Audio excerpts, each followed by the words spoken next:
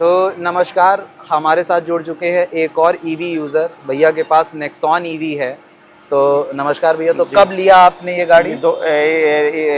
मई 2025 में। मतलब अब मई में आपका 1 साल पूरा हो गया। जी। चलिए, 1 साल में अक्षय तृतीया जो होती है मई में, हाँ। उसमें 1 ईयर कंप्लीट हुआ। अरे वाह। और 42,400 कुछ किलोमीटर चल चुका है गाड़ी। तो साल भर में 42,000 तो अच्छा रन है, अच्छा खासा। तो इतने रन पे आप जो है जी सबसे लॉन्गेस्ट कहाँ तक गए? जैसे सबसे लॉन्गेस्ट तो नेपाल गए। नेपाल गए। अरे वाह। फिर एक बार दिल्ली हो आया। अच्छा। और इंदौर भी हो आया मिनी। मैं एक बार दर्शकों को बता दूं कि जैसे भैया बता रहे तो यहाँ प्रयागराज से दिल्ली ऑलमोस्ट 650-700 किलोमीटर है। हाँ जी। और नेपाल आप मान लीजिए, नेपाल में कहाँ? काठमांडू, पोखरा। तो आपका मान लीजिए कि 550 किलोमीटर। हाँ जी। वो भी पहाड़ी रास्ता। अंतिम का 200 किलोमीटर तो पहाड़ी रास्ता। हाँ जी। तो कोई ऐसी समस्या या अभी तक कोई समस्या नहीं, बेहतरीन परफॉर्मेंस, बढ़िया, कोई इशू नहीं। अरे वाह। तो ये 42,000 किलोमीटर पे कितनी बार आपने सर्विसिंग कराई इसकी? अभी 4 बार करा चुका। 4 बार। क्या खर्च आता है लगभग सर्विस? कोई 600-700 रुपए। अरे वाह, तब तो ये हर तरह से एक डीजल गाड़ी से बचत ही बहुत ही बचत है हमारा। मैं बताना चाहूंगा आपको कि जैसे 42,000 किलोमीटर चलने के बाद मैंने जो एक मैक्सिमम एवरेज निकाला है, तो करीबन 2,30,000 के आसपास का तो मेरा फ्यूल बच चुका है। अरे वाह, ये तो अच्छी बात। और ये पड़ी कितने की थी? मुझे लग रहा है 15,60,000 लगभग 16 लाख रुपए में भाई भैया ने अपना 2 लाख रुपए तो बचत कर ही लिया। बचत कर जो है वो कर लिया है। और अभी 1 ही साल हुआ है। 1 ही साल हुआ। और जहां तक मुझे लग रहा है 15 साल की तो बैटरी की गारंटी है। हाँ जी। तो अगर 15 साल तक कोई भी समस्या, मेरा 4 साल में गाड़ी फ्री हो जाएगी। गाड़ी इनकी जो है वो हो जाएगी। जी। मेरे पास तो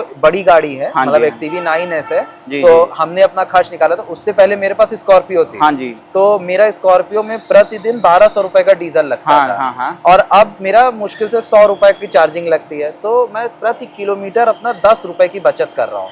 मुझे 1-1.5 महीना हुआ है और इस 1.5 महीने में मैंने लगभग जो है 6,000 किलोमीटर चला दिया। जी। तो बचत तो बहुत सारी है। जो है अपने दोस्तों को भी जो है ईवी लेने के लिए का सजेस्ट कर रहा हूँ कि आप, और ईवी के साथ साथ स्कूटर भी लेने का, स्कूटर भी सजेस्ट कर रहा हूँ। लोकल चलने के लिए बेस्ट है स्कूटर।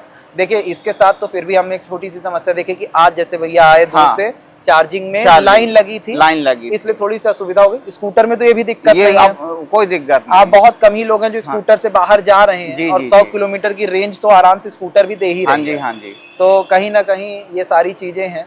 तो इसके लिए आप कोई ऐसी सिचुएशन जहाँ पे आपको लगा कि मैंने ईवी लेकर यार बहुत बड़ी गलती कर दी, और एक सिचुएशन ऐसी बताई जहाँ पे आपको ऐसा लगा कि यार बड़ा मजा मैं आपको बताना चाहूंगा सर, मेरे पिताजी जो है सन 1974 से गाड़ी चला रहे। जी। अभी तक गाड़ियां हमने जो भी चलाया, तो ईवी से बेस्ट जो है कोई ऑप्शन नहीं हमारे पास। पावर, स्मूथ, सब कुछ। पिकअप तो इतना बेहतरीन है।